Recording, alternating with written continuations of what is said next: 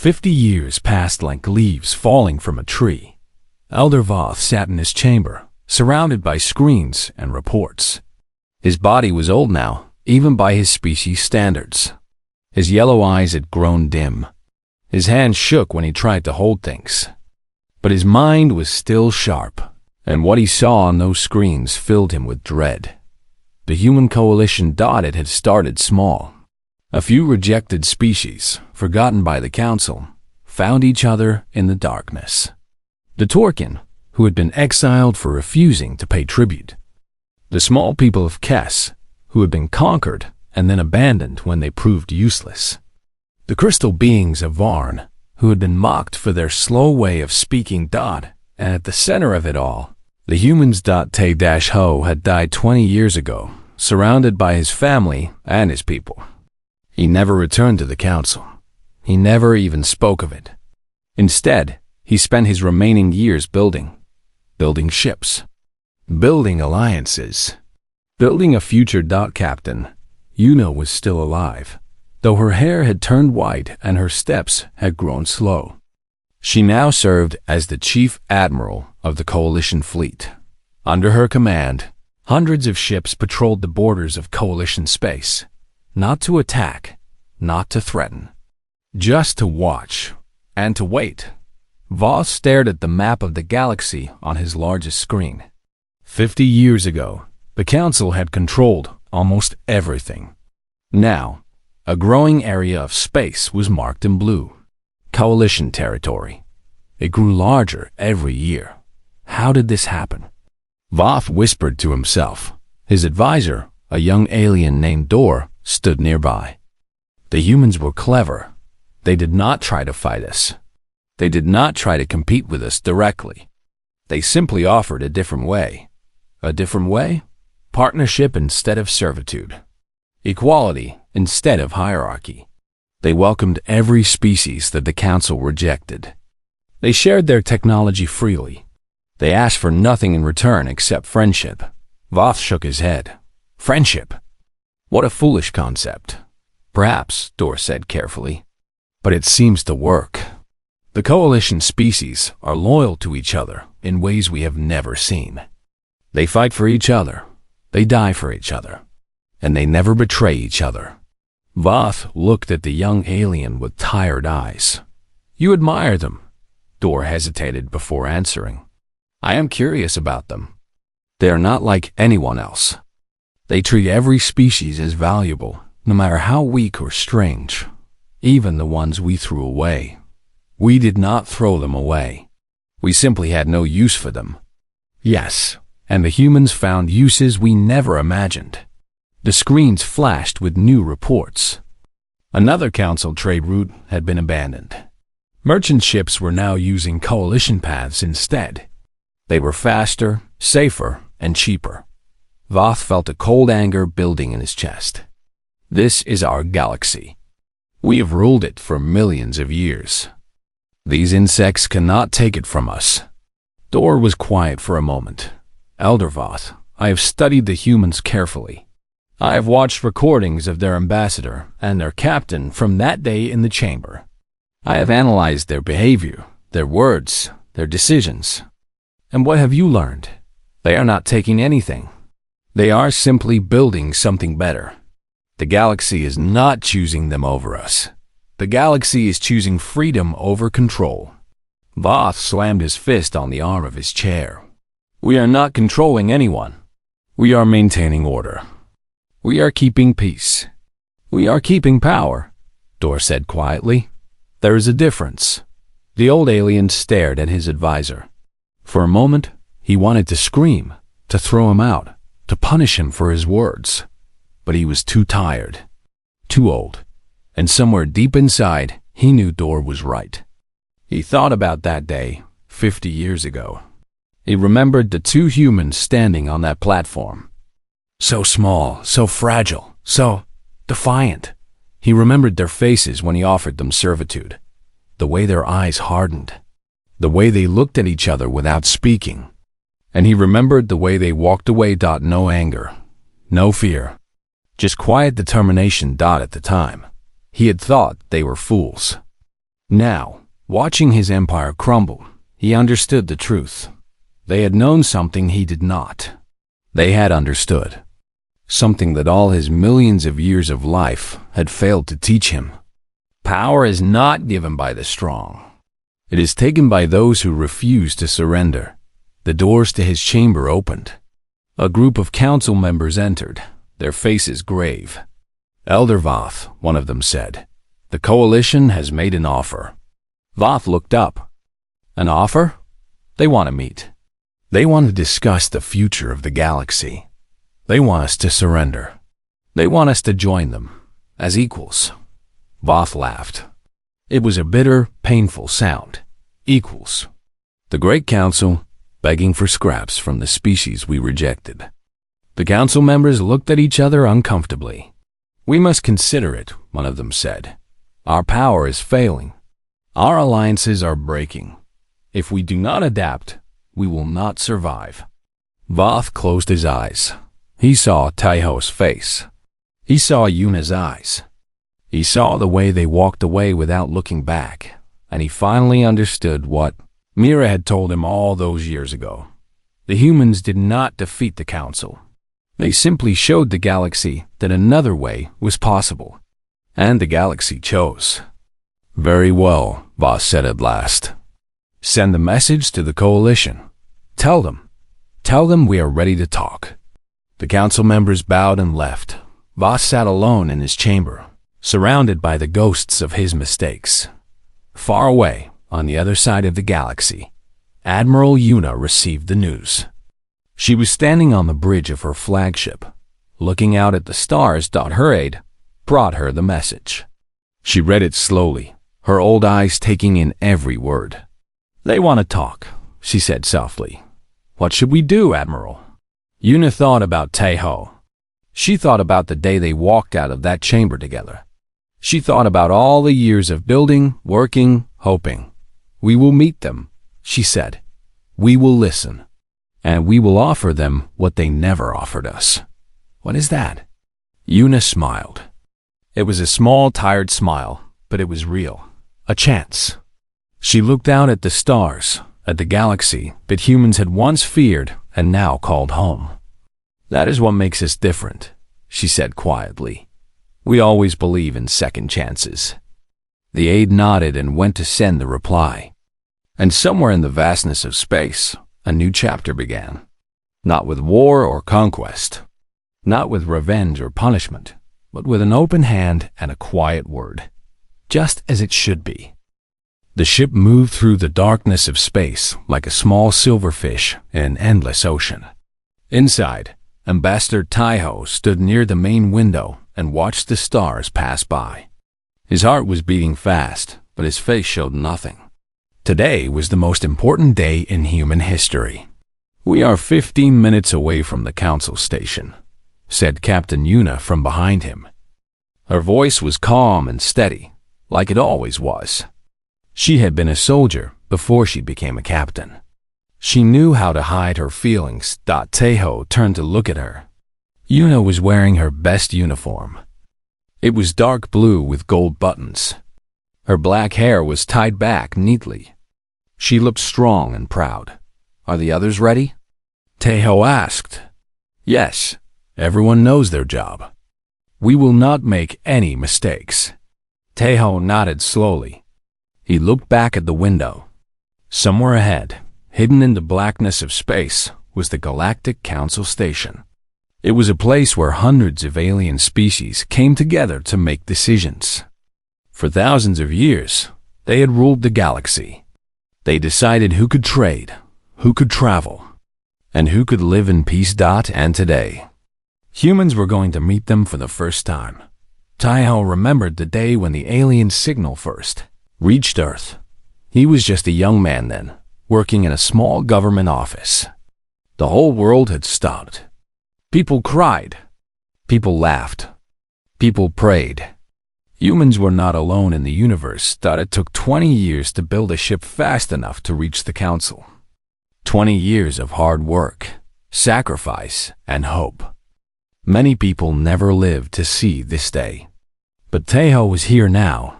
carrying the dreams of billions on his shoulders. "I see it," Yuna said quietly. Tejo looked ahead. His breath caught in his throat. The council station was enormous. It was bigger than anything humans had ever built. It looked like a giant wheel made of light and metal, spinning slowly in the void. Thousands of ships flew around it like insects around a flower. Some were small. Some were as big as mountains.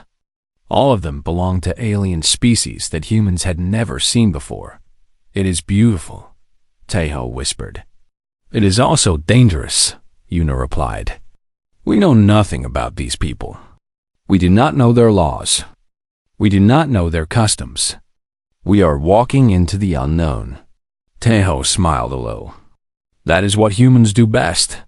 The ship flew closer to the station. A voice came through the communication system. It spoke in a strange language at first, but then switched to broken English. "Human vessel. You are cleared for landing. Dock at port 7. Do not deviate from your path. Do not contact other ships. Follow all instructions." The message ended. There was no greeting, no welcome, just cold orders. Yuna raised an eyebrow. "Not very friendly, are they?" "Perhaps they are just careful," Tejo said. "We are strangers to them." The ship entered the station through a massive door. Inside, the dock was filled with strange lights and stranger machines. Alien workers moved around, but none of them looked at the human ship. They continued their work as if the humans were invisible. Tejo gathered his team near the exit. There were 12 of them in total. Scientists, diplomats, translators, and 2 soldiers for protection. They all looked nervous but determined. "Remember," Tejo said, "we are here to make friends. We are here to show them that humans are peaceful and worthy of respect. No matter what happens, stay calm. Stay polite. We represent all of humanity today." Everyone nodded. The door opened, and they stepped out onto the station. The air smelled strange. It was clean, but had a metallic taste. The gravity felt slightly different too, pulling at their bodies in an unfamiliar way. Yuna walked beside Tejo, her eyes scanning everything around them. A group of aliens waited for them at the end of the dock. They were tall and thin, with gray skin and large black eyes. They wore long robes that touched the floor. Their faces showed no emotion. "I am Delegate Morn," one of them said. His voice was flat and cold.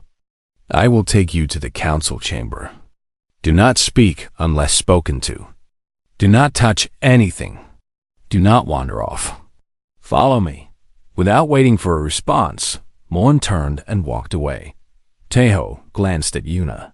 She shrugged slightly. They followed the alien through the station. The corridors were wide and filled with light. Strange plants grew along the walls. Water flowed through clear tubes in the ceiling. Everywhere they looked, there were aliens of different shapes and sizes. Some had 4 arms. Some had no arms at all. Some walked. Some floated. Some crawled, and all of them stared at the humans. Tejo felt their eyes on him. Some looks were curious. Some were confused. But many were cold and unfriendly. He kept walking, keeping his head high. After a long walk, they reached a massive door made of gold. Morn stopped and turned to face them. "The council is waiting. You will enter alone. Your soldiers and scientists will stay here." "That was not the agreement," Yuna said firmly. Morn looked at her. His black eyes showed nothing. "This is not a negotiation. This is how it is done. Only 2 may enter." Tejo raised his hand to calm Yuna. "It is fine. Captain Yuna and I will go together. The others will wait." Morn nodded once. The golden doors began to open slowly. Inside, the council chamber was like nothing Tejo had ever imagined. It was a vast circular room, with hundreds of seats rising up like a stadium. In each seat sat a different alien. Some were giants. Some were tiny. Some looked almost human. Some looked like nightmares. At the center of the room was a small platform. That was where Tejo and Yuno would stand. That was where they would speak for all of humanity. Tejo took a deep breath. He looked at Yuna. She gave him a small nod. Together, they walked into the council chamber. The doors closed behind them with a heavy sound, and the fate of humanity began to unfold. The council chamber remained quiet long after the humans left. No one spoke. No one moved. It was as if the entire room had been frozen in time. Elder Voth sat in his chair, staring at the empty platform where the two humans had stood just moments ago. His hands gripped the armrest so tightly that his gray knuckles turned white. Something was wrong. He could feel it in his ancient bones. The insect alien was the first to break the silence. Well, that was unexpected. Voth said nothing.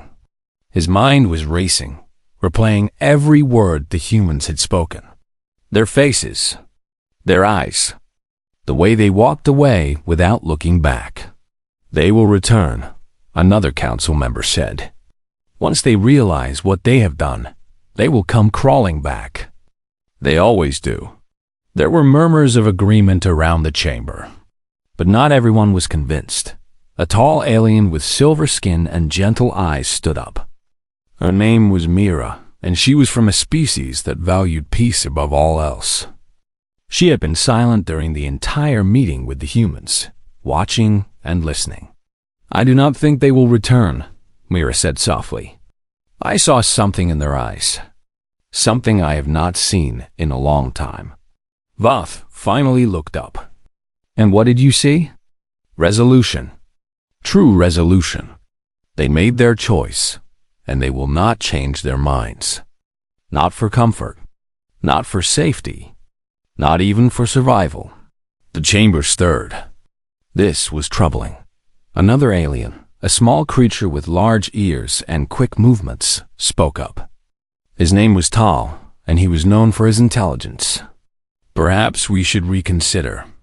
The humans have traveled far to reach us. That requires technology and determination. Maybe they are more valuable than we thought. Valuable as what? Voth snapped. As partners? As equals? They have nothing to offer us. Nothing we can see yet, Tal replied. But remember the Vorkin. Everyone thought they were weak and useless. Now they control half the trade routes in the outer regions. Voth waved his hand dismissively. The Vorkin got lucky. The humans will not be so fortunate. But even as he spoke, doubt crept into his heart. The humans had not begged. They had not cried. They had not threatened or bargained. They had simply listened, judged, and walked away. That was not the behavior of a weak species. Outside the chamber, the human ship was preparing to leave. From the windows of the council station, many aliens watched it go. It was a small ship, old and plain compared to the sleek vessels of the advanced species. But there was something about the way it moved. Something determined. Delegate Morn stood near the dock where he had first met the humans. He had dealt with countless new species over the centuries. Most of them were afraid when they arrived, nervous, eager to please. The humans had been different. They walked with their heads high. They looked directly at everyone they passed. They treated everyone, even Morn, as equals. At the time, Morn had thought it was ignorance. Now he was not so sure. The human ship reached the outer edge of the station. Its engines glowed brightly for a moment. Then it jumped into faster-than-light travel and disappeared. No farewell message. No final words. No angry curses or sad goodbyes. Just silence. Morn found that silence more disturbing than any threat. Back in the council chamber, Voth was speaking to his advisors in hushed tones. Send a message to the human ship. Tell them we are willing to negotiate better terms. An advisor shook his head. We tried. They are not responding to any communications. Try again. We have tried 17 times. They have blocked our signals. Voth's face darkened. This was not supposed to happen. Species did not reject the Council. Species did not block the Council's messages. For thousands of years, every new civilization had bowed and accepted whatever terms were offered. What made humans different? Myra approached Voth's section of the chamber. Her silver face was thoughtful. Elder Voth, may I speak frankly? Voth nodded reluctantly. I have been watching the humans closely, Myra said. They are unlike any species we have encountered. They are young, yes. They are weak by our standards. But there is something else. Something in the way they carry themselves. And what is that? They do not need us. The words hit Voth like a physical blow. He opened his mouth to argue, but no words came out. Myra continued. Every species that comes before the Council needs something. Protection, resources, technology, status. They need us, and that need gives us power over them. But the humans... She paused, choosing her words carefully. The humans came here hoping for friendship, not necessity. When we offered them servitude instead, they had nothing to lose by walking away. Voth stared at her. Everyone needs something. Perhaps, but the humans would rather have nothing than give up their pride. That makes them dangerous. Dangerous? Voth laughed, but it was a hollow sound. Two soft creatures from a backwater planet? What danger could they possibly pose? Myra looked at him with those gentle silver eyes. The greatest danger is not the one that attacks you. It is the one that ignores you. The humans have shown the galaxy that it is possible to say no to the Council. Word will spread. Other species will hear. And some of them will start to wonder what? If they could do the same. The chamber fell silent again.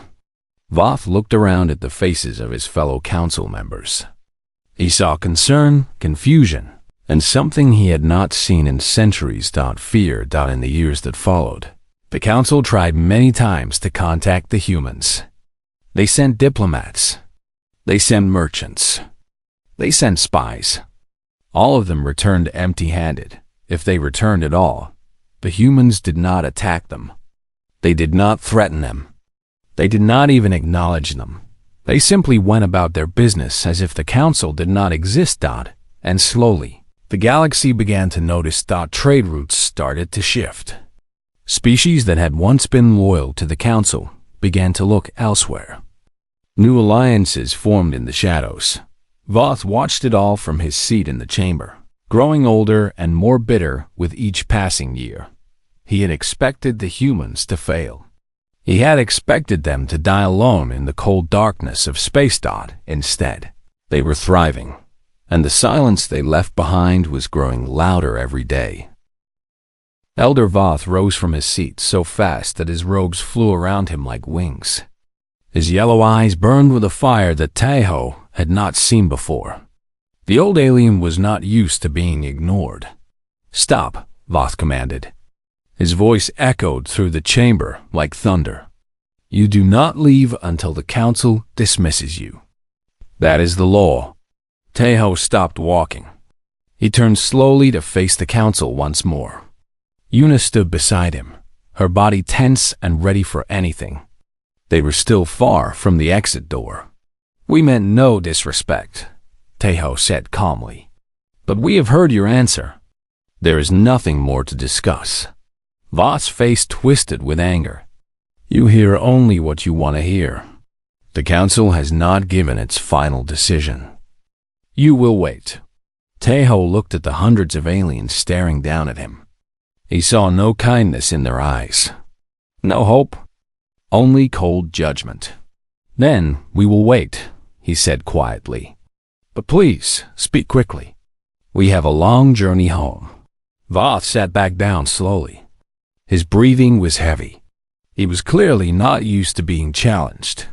For 3,000 years, species had come before this council and begged for scraps. Humans were the first to show anything less than complete submission. The insect alien spoke again. Perhaps we have been too harsh. The humans are new. They do not understand our ways yet. Let us explain more clearly. Voth nodded. Yes, let us be clear. He leaned forward, his yellow eyes fixed on Taeho. The galaxy is old. Very old. Species rise and fall like waves in the ocean. The strong survive. The weak disappear. This is the natural order of things. Taeho listened without moving. The council exists to maintain order, Voth continued. We decide who trades with whom. We decide who travels where. We decide who lives and who dies. This is how peace is kept. This is how chaos is prevented. And what role would humans have in this order? Taeho asked. Voth smiled again.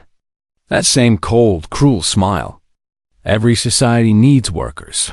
Builders, farmers, cleaners, species that do the jobs that others do not want to do. This is not shameful. This is simply the way of things. Yuna stepped forward. Her voice was controlled, but Taeho could hear the fire beneath it. You are asking us to be your servants. We are offering you protection, Voth replied. The galaxy is a dangerous place. There are things out there that would destroy you without a second thought. Species that eat other species. Empires that burn worlds for pleasure. Without the Council's protection, humanity would not survive 100 years. And in return for this protection, we work for you, Taeho said. You serve the Council, Voth corrected. You go where we tell you. You do what we command. And in return, you live. It is a fair trade. Taeho felt something shift inside him. It was like a door closing, a decision being made. He looked at Yuna. She was thinking the same thing. He could see it in her eyes. For a moment, neither of them spoke. The entire council watched in silence. Even the giants and the insects and the floating creatures were perfectly still. Then, Taeho spoke. His voice was soft, but it carried through the entire chamber. I understand now. I understand what you are offering. And I want to thank you for being so clear. Voth's eyes narrowed. Something in Taeho's tone made him uncomfortable. You accept, then? No. The word hung in the air like smoke. We do not accept, Taeho continued. Humans did not cross the stars to become servants. We did not dream of the galaxy for 1,000 generations, just to clean your floors and build your buildings. Voth's face turned dark. You are making a mistake. A terrible mistake. Without the council, you will be destroyed. Perhaps, Taeho said. But we would rather face destruction as free people than live forever as slaves. The insect alien made that clicking sound again. Foolish. Absolutely foolish. Your pride will be your end. Yuna spoke now. Her voice was clear and strong. You call it pride. We call it dignity. Humans bow to no one. Not to kings. Not to gods. And not to you. The council erupted in noise. Aliens shouted and argued. Some laughed. Some cursed. The chaos was overwhelming, Don, but Taeho and Yuna stood perfectly still in the center of it all. They did not flinch. They did not look away. Elder Voth raised his hand, and the room slowly fell silent. He stared at the two humans with cold fury. You will regret this, he said slowly. When your world burns, when your children cry out for help, you will remember this moment. And you will beg for mercy that will not come. Taeho met his gaze. Maybe, or maybe we will surprise you. Humans are good at surprising people. Voth shook his head. You are fools. All of you. You have no idea what waits in the darkness. You have no idea what you are refusing. We know exactly what we are refusing, Yuna said. We are refusing to give up our souls. For a long moment, no one moved. The tension in the room was so thick it was hard to breathe. Then Taeho turned toward the door. Yuna turned with him. This time, no one told them to stop. They walked slowly across the chamber, their footsteps echoing in the silence. Every alien watched them go, some with anger, some with confusion, a few, perhaps, with something like respect. When they reached the golden doors, Tejo paused. He turned one last time to face the council. "Thank you for your time," he said simply. "We will not trouble you again." Then the doors opened, and they stepped through. Their team was waiting outside, faces full of worrying questions. But Tejo did not stop to explain. He walked past them, heading for the ship. "We are leaving," he said. Now, Yuna gave orders quickly. The team moved fast, gathering their equipment and following Tejo through the station corridors. Alien workers stopped to watch them pass. Some whispered to each other. The news was already spreading.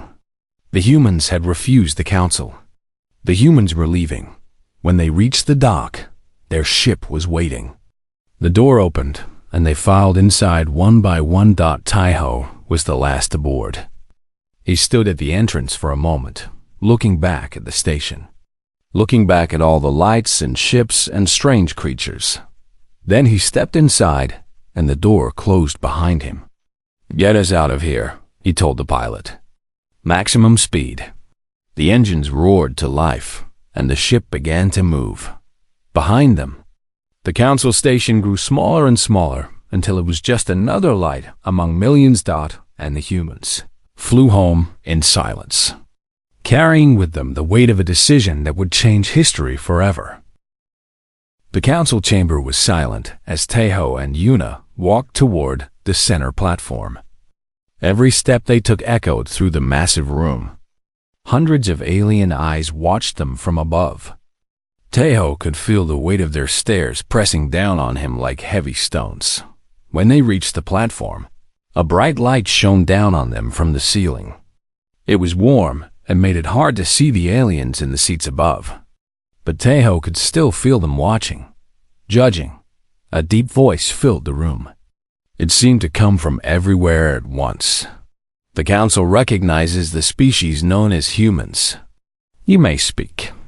Tejo cleared his throat. He had practiced this speech 1,000 times. He knew every word by heart. But standing here, under the eyes of the galaxy, his mouth felt dry. "Thank you for allowing us to be here today," he began. His voice was steady, but his hands were shaking slightly. He hid them behind his back. "My name is Tejo. I am the ambassador of Earth, the home world of humanity. With me is Captain Yuna, commander of our ship.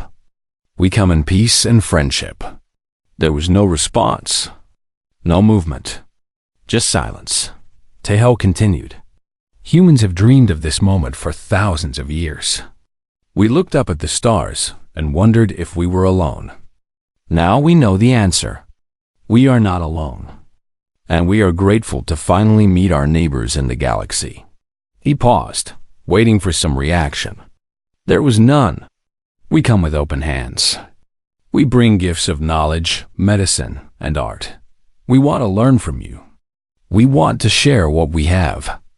We want to be part of your community. We ask only for a chance to prove ourselves." Tejo finished his speech and waited. The silence stretched on for a long time. Yuna stood beside him, her face like stone. But he knew she was just as nervous as he was. Finally, a voice spoke from somewhere high above. It was thin and sharp, like the sound of metal scraping against metal. "How old is your species?" Tejo looked up, trying to see who was speaking. "Our civilization is about 10,000 years old. But as a species, we have existed for much longer." A strange sound filled the room. It took Tejo a moment to realize it was laughter. Cold, mocking laughter. 10,000 years, the voice repeated. "My people have existed for 2 million years. You are infants. Babies crying in the dark." Another voice joined in. This one was deep and rough. "What technology do you bring? Can you bend space? Can you live forever? Can you create stars? No, Taeho admitted. We cannot do those things yet. But we are fast learners. We have come so far in such a short time. Given a chance, we can. You can do nothing, the rough voice interrupted. You are weak. Your bodies break easily. Your lives are short. You die before you even begin to understand the universe. Taeho felt anger rising in his chest, but he pushed it down. He had to stay calm. He had to be diplomatic. We may be young, he said, but we have much to offer. We are creative. We are determined. We never give up. Our short lives make us work harder, dream bigger, and love deeper. More laughter. It was louder this time. Crueler. An old alien in the front row leaned forward. His skin was wrinkled and gray. His eyes were yellow and cold. When he spoke, everyone else fell silent. This was clearly someone important. I am Elder Voth, he said slowly. I have sat on this council for 3,000 years. I have seen many young species come before us, full of hope and pride. Most of them are now dust.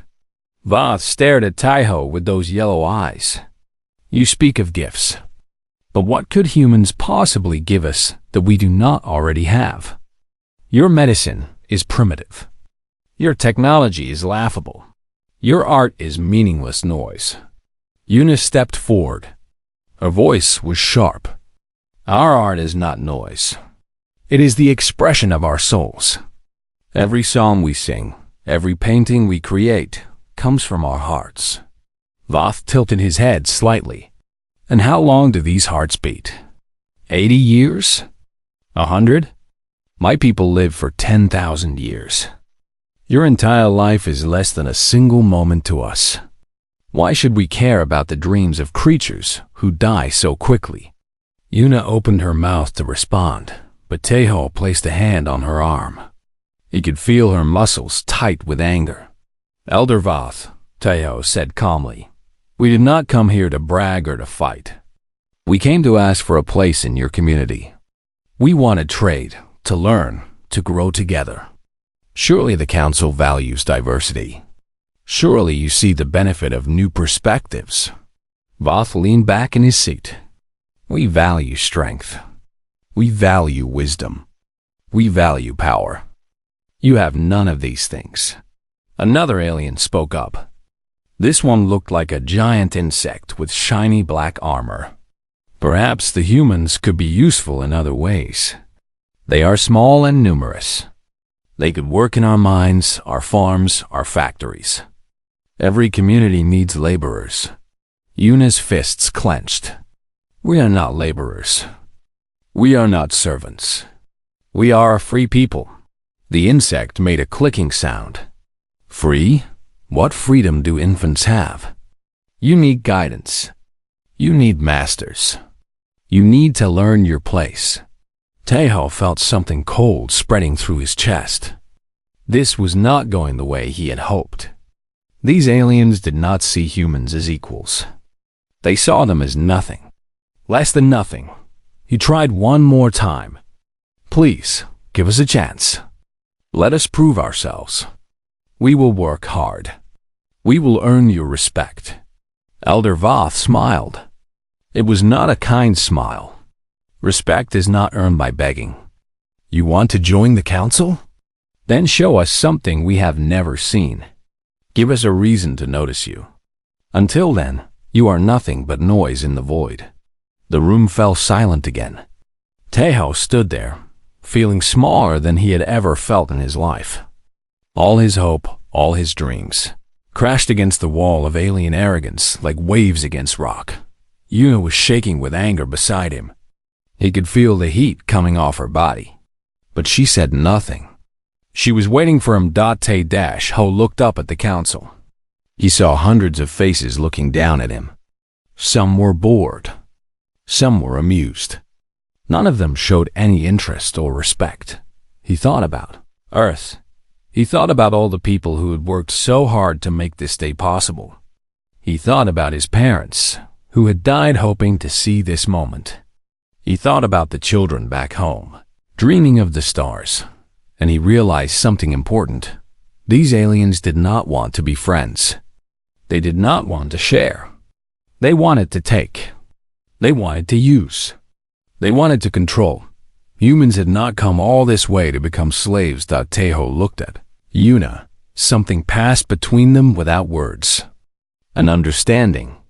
A decision. He turned back to face the council. His voice was quiet but steady. We thank the council for its time. We have heard enough. Then he turned and began walking toward the door. Yuna walked beside him. Behind them, the council watched in confusion. No one had ever walked away before.